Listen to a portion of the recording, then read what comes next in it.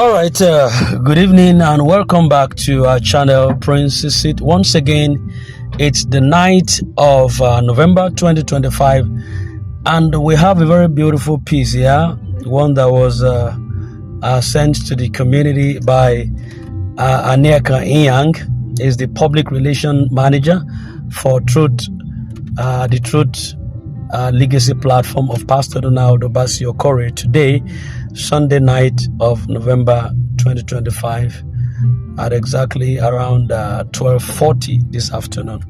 All right, and this is what it says. I think a reference was made to Madam Ngozi's voice note in the morning, and let us see all the digestion that this one has for us.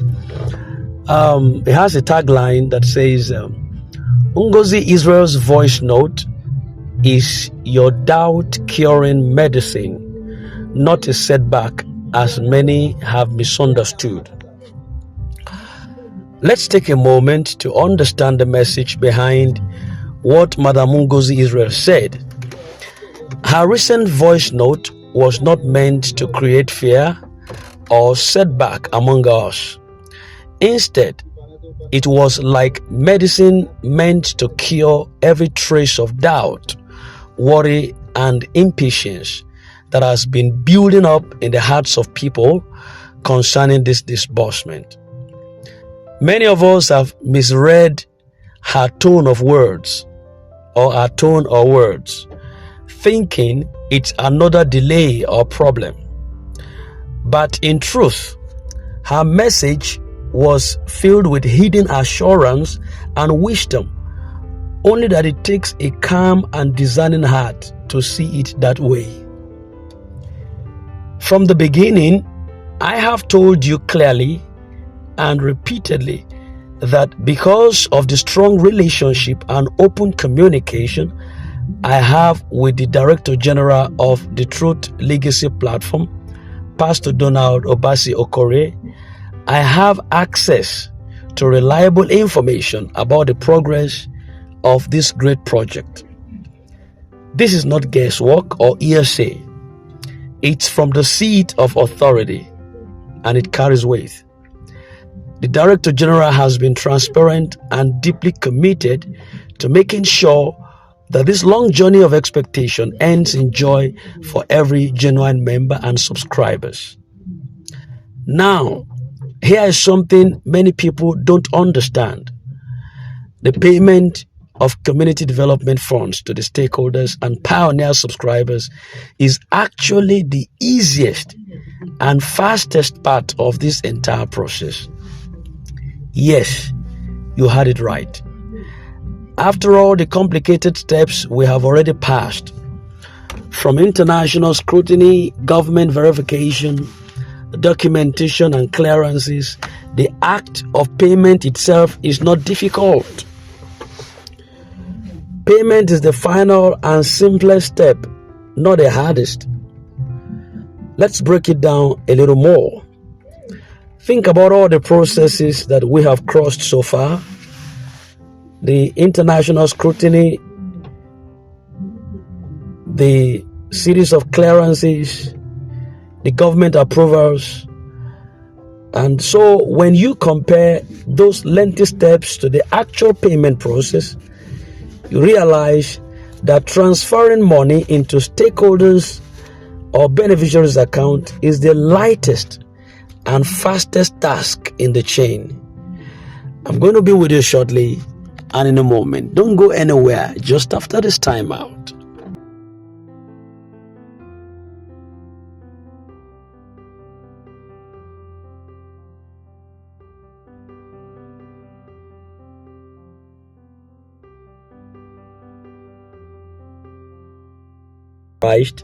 It doesn't take more than a day for electronic banking systems to complete thousands of payments. In this digital age, the entire operation can be done online in less than 24 hours, except when there is an international decision to delay for order or structure. Therefore, this idea that some people are promoting, that maybe the stakeholders haven't been paid or that the system is still dragging, is not only a misunderstanding but also a sign of immaturity. When a project reaches this final stage, it's a matter of when, and that when is often very soon. Payment at this stage is just a button away once the green light is fully given. Okay. Let me also remind everyone of a simple truth. As someone who works closely with government officials, I understand that there are many times when federal staff or ordinary citizens do not know when their senators or representatives have received their constituency project funds. You only get to see the effects later, when empowerment programs start or when you see development happening in your community. The funds are often disbursed quietly before the public ever hears about them. The same thing applies here. You might not immediately see everything happening behind the scenes, but that does not mean nothing is happening. Also, it's important to understand that community development projects like this are not necessarily publicized on major television channels like AIT or Channels TV. These are government-linked humanitarian projects that operate with discretion, confidentiality, and strategy. The goal is to make a real impact, not to create a media show. And that's why Madam Ngozi Israel wisely said in her voice note that there are certain things she was told by higher authorities that she wouldn't want to share publicly. She wasn't hiding bad news.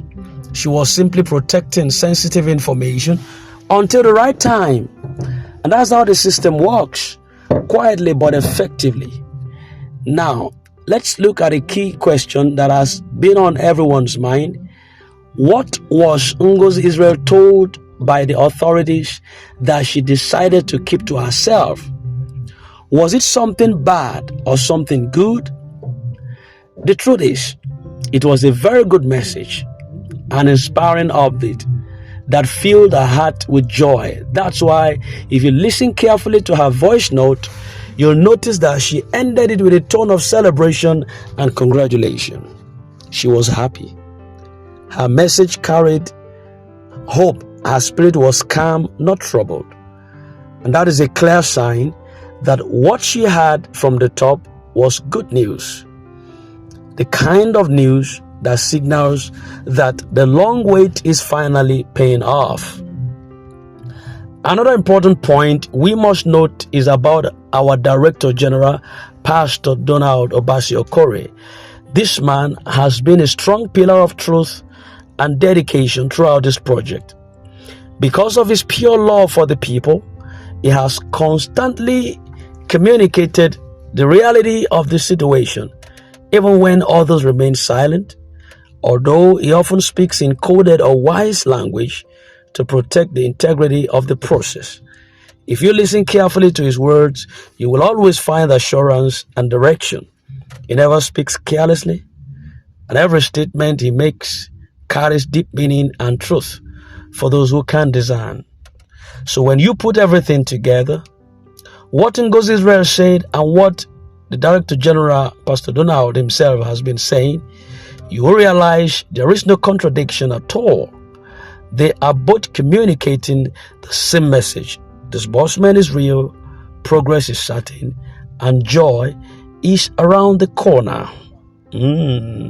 That's interesting. Okay, going forward, this is why we must stay calm and focused. This is not a time to panic or listen to rumor mongers. This is the time to stay connected and prayerful. A lot of people have waited for too long. Let's not allow the enemy to use impatience to rob us of our peace just when we're about to celebrate. If there is any message to take home from all of this, it's that our season of alerts has finally come. This is the moment we have all been anticipating. The signs are clear. The voices of those in authority are right together, and the atmosphere is filled with assurance. When two credible voices, Ngozi Israel and Director General himself, speak in one direction, it is not by chance, it's confirmation. We're now in the final lap of the race, where joy will replace anxiety, where evidence will silence mockery, and where the truth will speak louder than every rumor. In summary, Ngozi Israel's voice note is not something to fear or misinterpret. It is a dose of encouragement, a proof of progress, and a confirmation that the wheel of disbursement is already turning. Director General's word and her message walk hand in hand, guiding us toward the same destination: the reality of alert notifications and community empowerment. So, let us hold on with faith and patience. Let us thank God for bringing us this far. The project is not a myth. It's a divine setup to uplift communities and reward loyalties. The delay was never a denial, it was preparations. So let us hold on with patience. Let us thank God for bringing us this far. The project is a divine setup. As Anieka Inyang, the public relations manager of the Truth Legacy platform, rightly says, this is our alert seasons.